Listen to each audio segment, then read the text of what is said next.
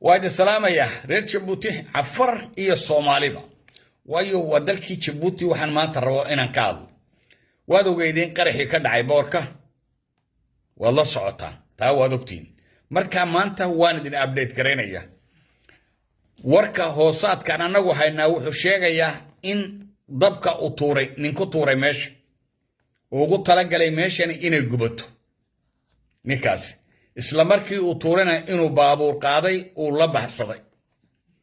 marka meesha waxaan ka maqnayn inay sheeko kale jirto oo baabuurka meeshan ka baxayay markii uu soo galay waa la helaya nambarkiisina waa la hayaa kom dabka tuurana waa la garanaya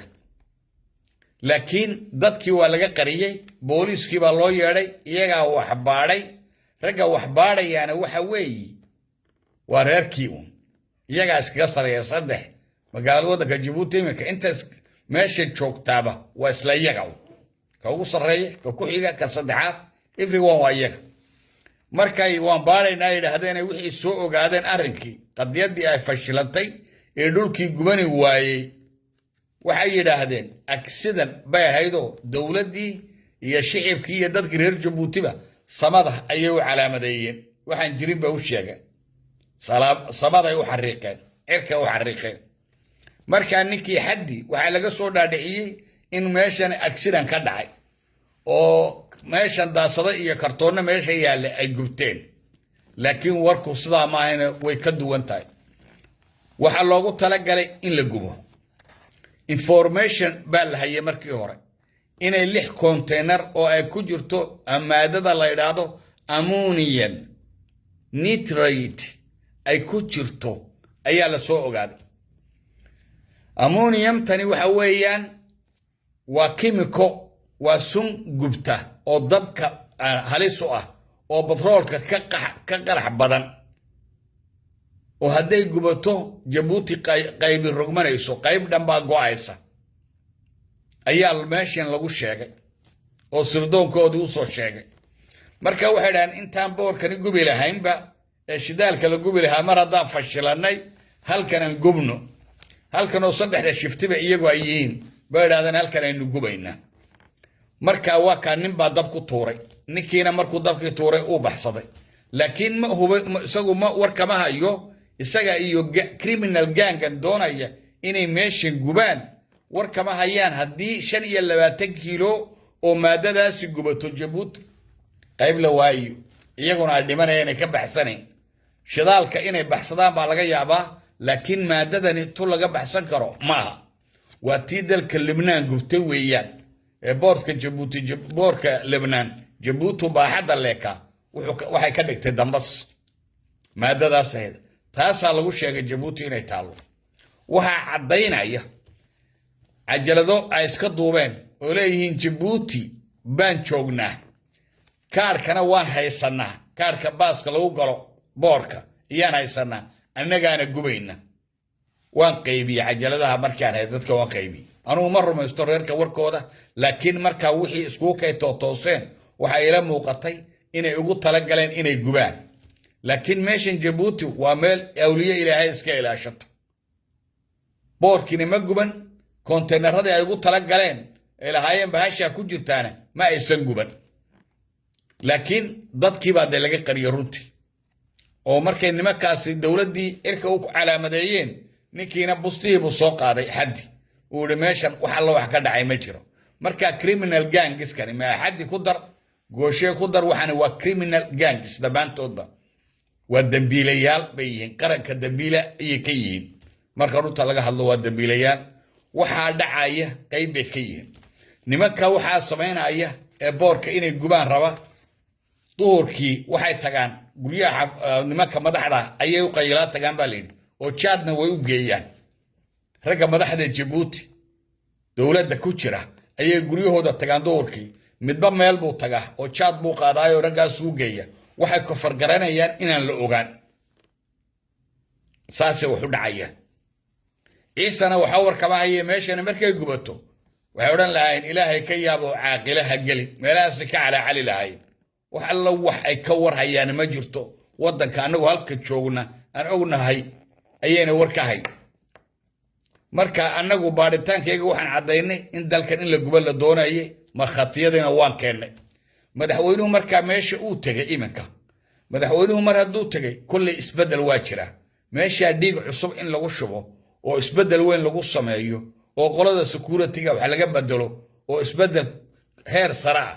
yacni vigilant inay noqdaan ayaan rajaynaynaa mar hadday saa wax u dhaceen oo arkayaan in dalkii loo heshiiyey annaguna markhaatigii baan haynaa waan ku furaynaa waanan la garab istaagaynaa raggii waxaa samaynaya inay reer jabuuti ahaayeen ragga waxa cajaladaha qabtana waa iyaga baashashkana way haystaan haddayna forgery ahayn oo hargeysa ka soo samaysan iyo gabiile waa kuwa halkan lagu sameeyo ina maaweelon baa sameeyey ninka ka hooseeya ninkan isagoo lugta baashu nuurada ugu jirto dadka dhex orday wuxuu isagoo lugta nuurada ugu jirto loom ninka la yidhaahdo ayuu dhex socdaa la yidhi meesha wuxuu leeyahay waad fashilmaysaa toddobadii subaxnimo kusoo kalaalay waad fashilmaysaa markaa dhibaatadu sidaasay wax u dhaceen sidaasaan update-kii u haynaa inta kalena waa nila socodsiin doonaa idinka waxaan idinka codsanayaa inaad gaadhsiisaan dadka reer jabuuti halistan meesha khatarta jirta baashan in la rabay la gubana meeshana idiin soo dhigayaayo haddii 25 kiilo oo keliya ay gubato jabuuti qayb baa bixi lahayd lama arkeen waxa kale oo jirta lacag 35 malyan oo ay ururiyeen dumarka reer hebel ee lagu qabo jabuuti ay ururiyeen ayaa waxa baanka dhigay waxa diray ninka la yiraahdo Facebook islaanta Safiya la yiraahdo iyo islaantan la yiraahdo Omar Farhiya waxa loo diray Dubai lacagta Dubai loo diray waxa loo wada Musabbihina waa cadowga qura leenahay inagu amba Jabuuti ha noqoto amba Awdal State ha noqoto cadowga qura in leenahay inagu waa ninkaas iyo reerkiis ayaa cadowna 35 malyan waxa bixiyay dumarka oo kaliya ayaa lacagta bixiyay raggana waxay dirayaan lacagta raggana bisha September ayay dirayaan lacagtaas waa lacagta campaign-ka lagu galayo campaign ayaa lagu galaya lacagtaas waa lacagta campaign-ka lagu galayo Musa la rabaa in la soo celiyo oo campaign-ka halka looga sameeyo marka sidee u dhici kartaa Musa cadaawada uu noo hayaan ognahay Jabuuti cadaawada uu ku hayaan ognahay eleeyin sirdoonka Soomaaliland baa qarxiyay sirdoonka Soomaaliland baa soo gubay saas eleeyin warkooda ma rumaysto anigu laakiin markaan arkay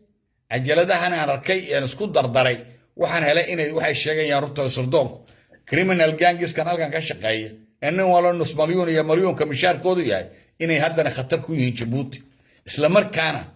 doorkii waxa u tagaan ragga madaxda oo jecel cunaan marka waad garanaysaa meeshani inay tuuga khayaamo kala jirto undercover inuu jiro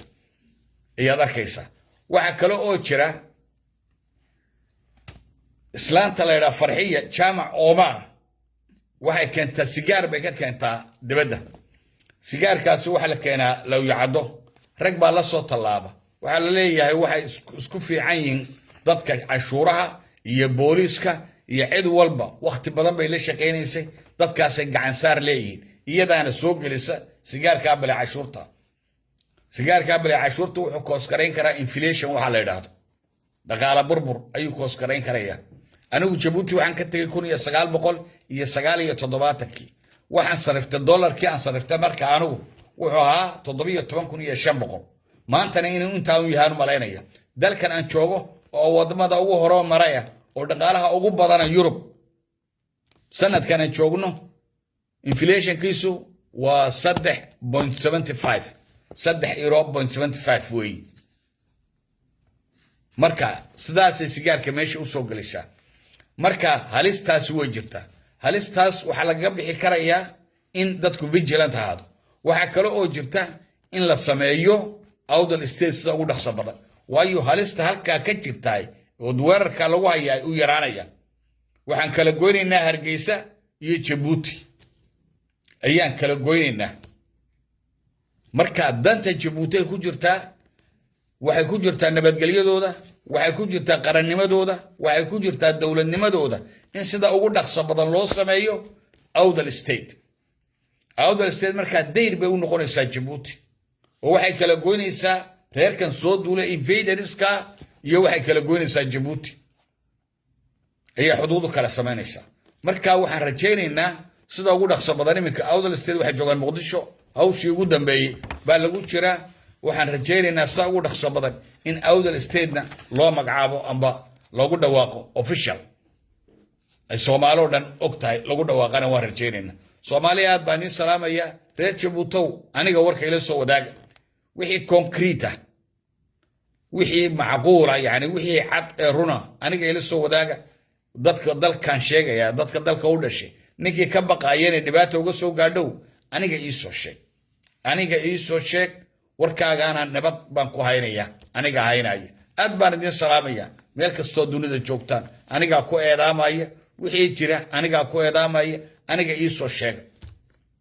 aniga dawladda hadday tahay iyo shicib hadday tahayba meeshay wax galaan aniga farta ku fiiqaya tooshkana ku shidaya aniga ii soo sheeg waxaan jeclaan lahaa cajaladeeda inaad dadka reer Jabuuti gaarsiisaan si ay ogaadaan khatarta iyo halista ku soo foolle ee lala damacsan yahay ee dadkii dalka idinla deganaa ay idinla damacsan yihiin